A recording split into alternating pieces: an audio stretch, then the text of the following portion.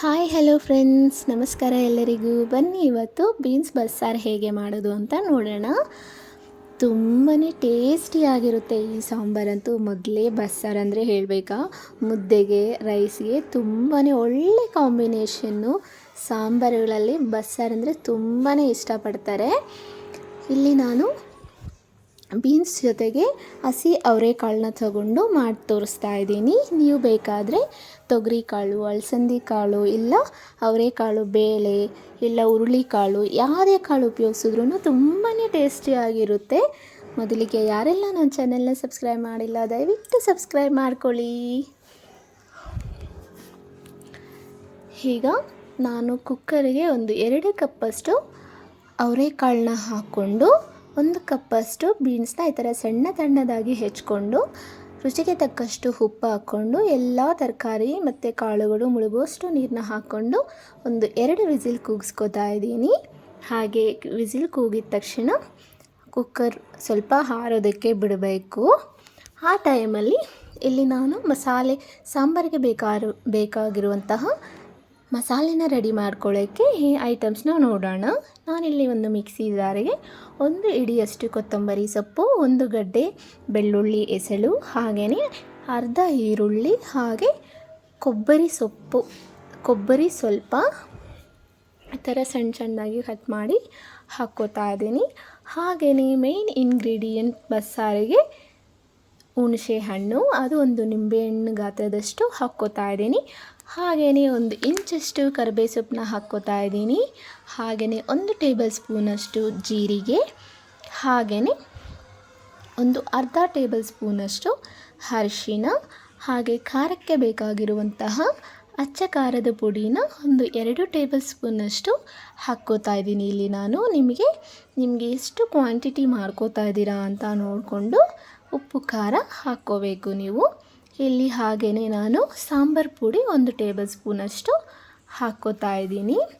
ಹಾಗೆಯೇ ಈಗ ನಾವು ಕುಕ್ಕರ್ ಆರೋದಕ್ಕೆ ಬಿಟ್ಟಿದ್ವಲ್ಲ, ಅದರಿಂದ 1 ಸೌಟಷ್ಟು ಕಾಳನ್ನ ನಾನು ತಗೊಂಡು ಮಿಕ್ಸಿ ಜಾರ್ಗೆ ಹಾಕ್ಕೋತಾ ಇದ್ದೀನಿ. ನೀಟಾಗಿ ನೀವು ಬೇಕಾದರೆ ಆರಿಸ್ಬಿಟ್ಟು ಹಾಕ್ಕೋಬೋದು. ನೋಡಿ ಕಾಳು ಎಷ್ಟು ಚೆನ್ನಾಗಿ ಬೆಂದಿದೆ ಅಲ್ವಾ? ಈ ಹದದಲ್ಲಿ ಬೆಂದಿದ್ರೆ ಸಾಕು. ಈ ಕಾಳನ್ನೆಲ್ಲ ನೀಟಾಗಿ ನಾವು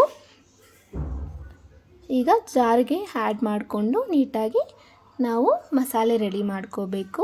ಈಗ ನಾನು ಎಲ್ಲ ಕಾಳುಗಳನ್ನು ನೀಟಾಗಿ ಫಿಲ್ಟರ್ ಮಾಡಿಕೊಂಡೆ.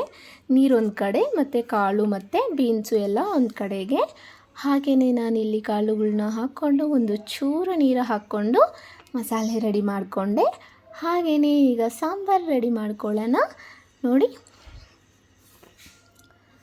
ನೀವು ಬೇಕಾದ್ರೇ ಇಲ್ಲಿ ಬೇರೆ ಪಾತ್ರೆ ಇಟ್ಕೊಂಡು ಅದರಲ್ಲಿ ಸಾಂಬಾರು ಮಾಡ್ಕೋಬೋದು, ಇಲ್ಲ ನೀವು ಅದೇ ಕುಕ್ಕರಲ್ಲಿ ಬೇಕಂದ್ರೂ ಸಾಂಬಾರು ರೆಡಿ ಮಾಡ್ಕೋಬೋದು.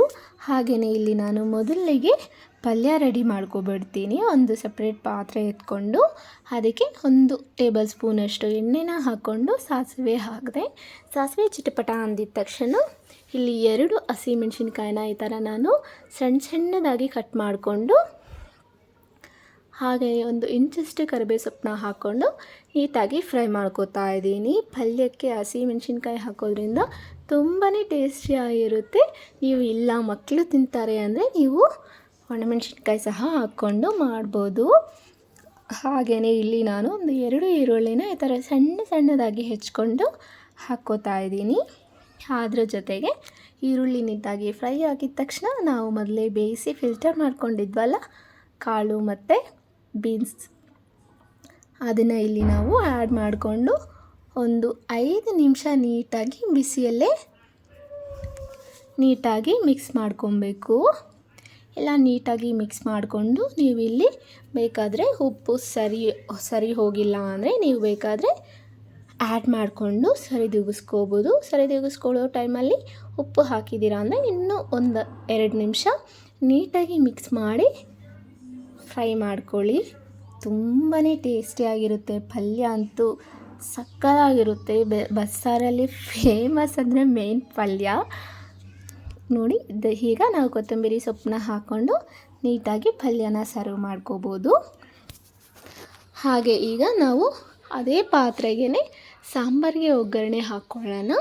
ಈಗ ಅದಕ್ಕೇ ಇನ್ನೊಂದು ಟೇಬಲ್ ಸ್ಪೂನಷ್ಟು ಎಣ್ಣೆನ ಹಾಕ್ಕೊಂಡು ನೀಟಾಗಿ ಒಗ್ಗರಣೆ ಹಾಕ್ಕೊಳ್ಳೋಣ. ಇಲ್ಲಿ ನಾನು ಸಾಸಿವೆ ಕಾಳು ಹಾಕಿದ್ದೀನಿ.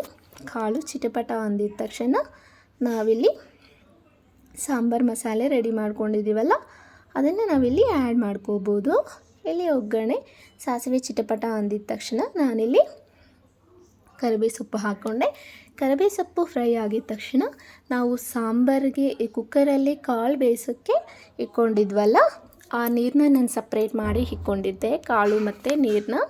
ಆ ನೀರನ್ನ ಮೊದಲಿಗೆ ನಾನೆಲ್ಲ ಆ್ಯಡ್ ಮಾಡ್ತಾಯಿದ್ದೀನಿ. ಅದೇ ನೀರಿಗೇ ಇಲ್ಲಿ ಮಸಾಲೆ ರೆಡಿ ಮಾಡ್ಕೊಂಡಿದ್ವಲ್ಲ ಮಿಕ್ಸಿ ಜಾರಲ್ಲಿ, ಆ ಮಸಾಲೆನ ಇಲ್ಲಿ ನಾನು ಆ್ಯಡ್ ಮಾಡಿಕೊಂಡು ನೀಟಾಗಿ ಮಿಕ್ಸ್ ಮಾಡ್ಕೋತಾ ಇದ್ದೀನಿ. ಈ ಹಸಿ ವಾಸನೆ ಹೋಗೋವರೆಗೂ ನೀಟಾಗಿ ಕುದಿಸ್ಕೊಂಡ್ರೆ ಸಾಂಬಾರಂತೂ ರೆಡಿ ಆಯಿತು ಅಂತ.